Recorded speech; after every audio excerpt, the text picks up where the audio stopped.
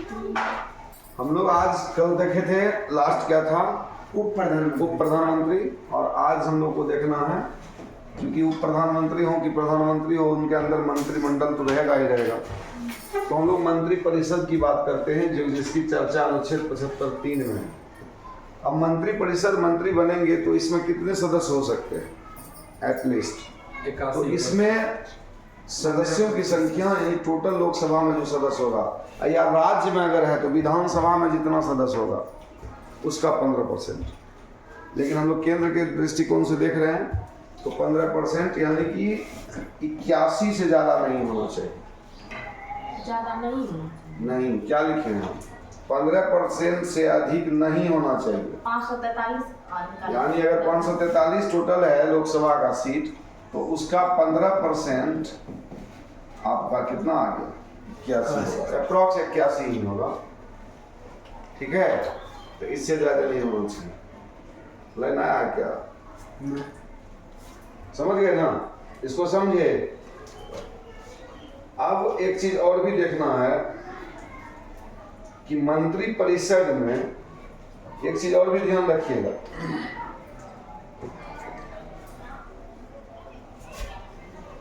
इसका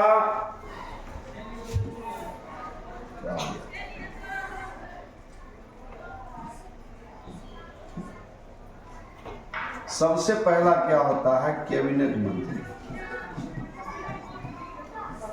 नहीं, दूसरा क्या होता है?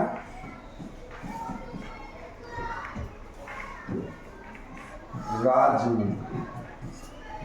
और तीसरा क्या होता है? उप मंत्री। ठीक है, 3 तरह के मंत्री परिषद में मंत्री होते हैं। और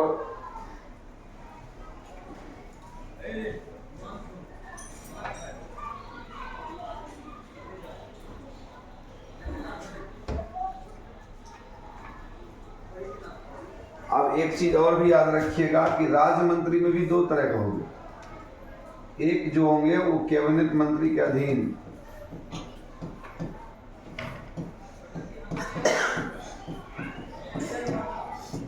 होते हैं एक ठो, और एक होते हैं स्वतंत्र प्रभार।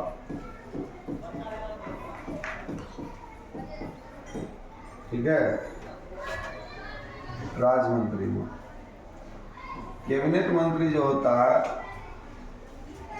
सबसे बड़ा पद होता है मंत्रालय में, और सबसे छोटा उप मंत्री का होता है। ठीक है, अब मंत्री परिषद में आपने देख लिया, एक शब्द और भी आप सुनते होंगे, मंत्रिमंडल। ये क्या होता है? मंत्री परिषद तो आप समझ गए, मंत्रिमंडल क्या होता है? दोनों में कुछ अंतर है कि वही चीज है, सेम? देखिए, वो दोनों कहा जाता है मंत्री परिषद मंत्रिमंडल, एक क्यों हुआ है? अलग होगा क्या? हमको लगता है कि होगा।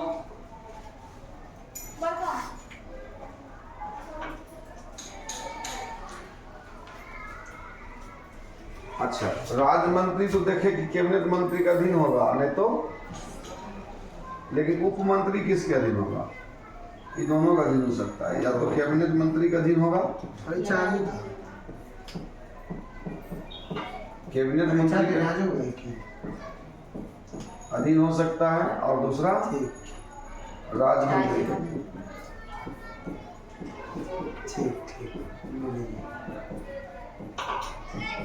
ठीक है, ठीक है। उप मंत्री का मंत्रिमंडल जो है, मंत्री परिषद में अंतर है। मंत्रिमंडल में आपने देखा कि 3 तरह के समूह आते हैं, है ना? लेकिन मंत्रिमंडल में केवल कैबिनेट मंत्री आते हैं।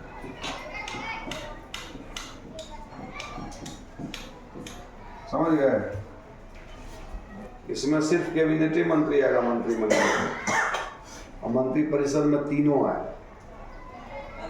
ठीक है, और इसकी संख्या वही 15 से 20 होती है तकरीबन। सबसे कम इसी की संख्या होती है। इनका फोन था। आते नहीं पढ़ाने को अभी जिसको।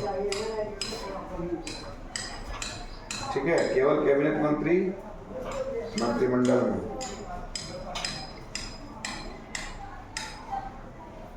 मैं आया हूँ धक्का। और ध्यान रखिएगा कि मंत्रिमंडल इसकी जो बैठक होती है साप्ताहिक होती है और इसको 44वें संविधान संशोधन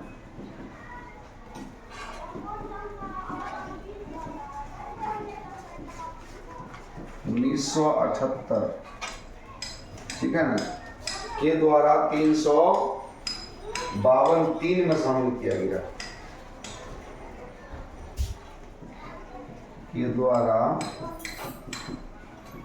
अनुच्छेद 352 3 नंबर थे।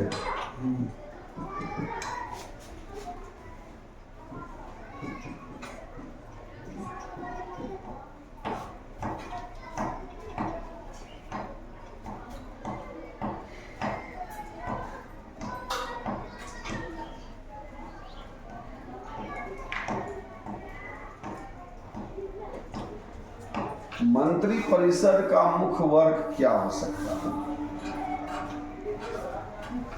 सबसे पहले क्या होगा इसका विधेयक तैयार करना।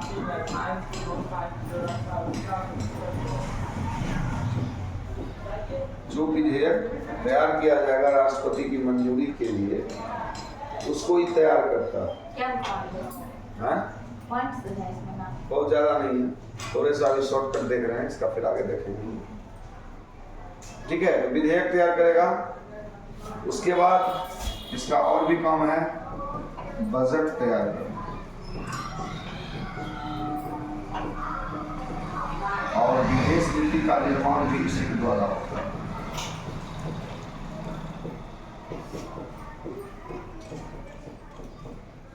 यानी मुख्य कार्य इसका ये 3 छोड़।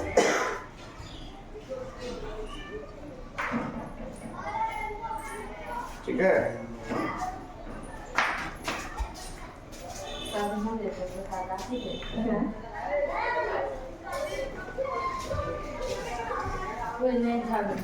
इसीलिए देखने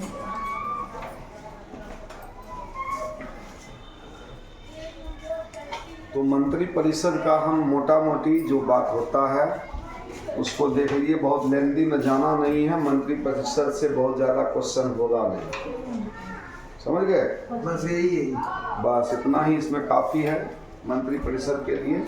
लोकसभा राज्यसभा को हम लोग बाद में देखेंगे, लेकिन इसके पहले इसके बाद हम लोग महान्यायवादी को थोड़ा सा देख लेते हैं। उसमें भी ज़्यादा नहीं है, बहुत कम। ठीक है, ब्रेक कर लो। न्याय आप तो फोन किए थे हम बाद कब क्या बात हुआ? चल रहा है? सब चल रहा था। नहीं ना, अभी चला है। तो बंद किए थे ना? हाँ बंद, इतना बाद लोड हो जाता है। ये महान्यायवादी, देखिए यह भी हमारे सरकार में बहुत बड़ा पद है और इसको अनुच्छेद 76 के अंतर्गत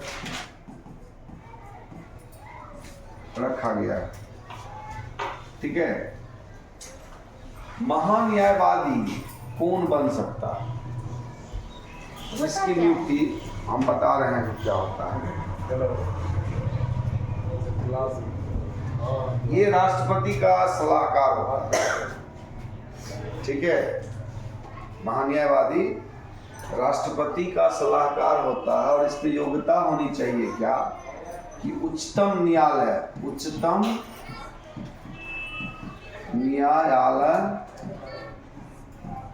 के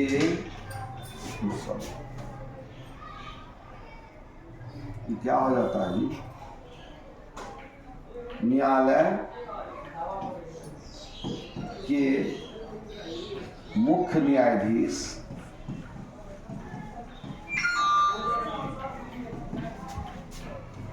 बनने की योग्यता होनी चाहिए। ये योग्यता होगा तब ये वो महान न्यायवादी बन सकता है। ठीक है, अगर ये योग्यता है तब भारत के राष्ट्रपति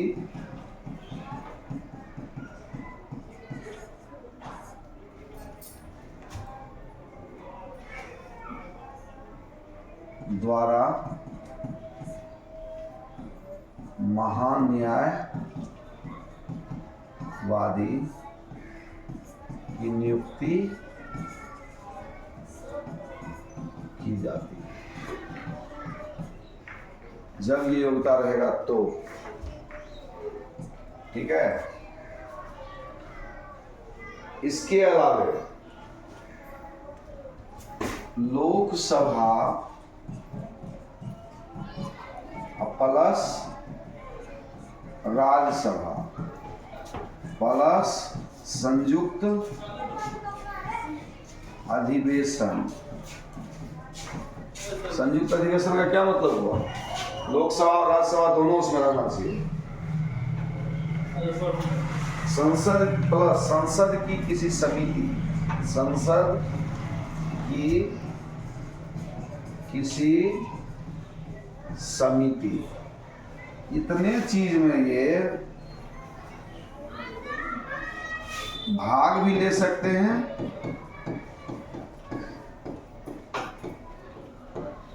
और बोल भी सकते हैं। ठीक है, लेकिन इसका सबसे खराबी क्या है? मतदान में भाग नहीं ले सकते। मतदान में भाग नहीं ले सकते। यही सब आवाज आ रहा है।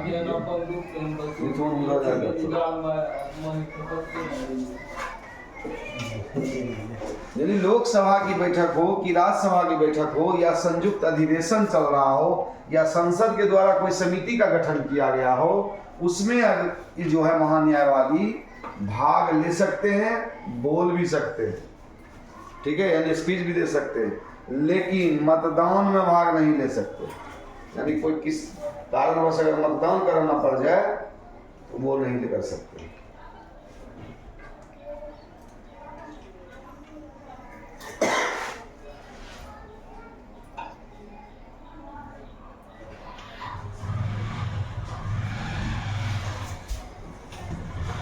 भारत सरकार को, इसका जो मेन काम है,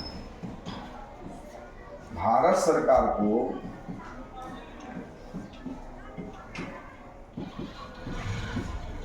वैधानिक विषयों से संबंधित सलाह देना, से संबंधित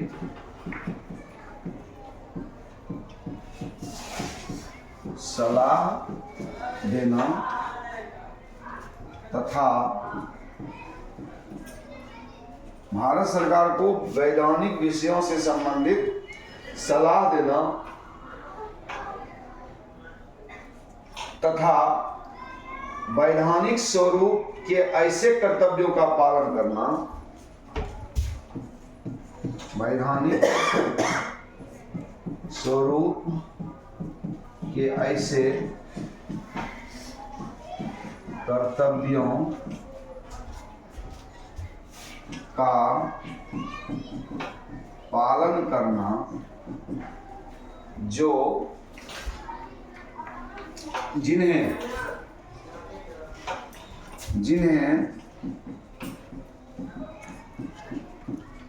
समय समय पर राष्ट्रपति उनके सम्मुख रखे। ये मेन कार्य है इसका।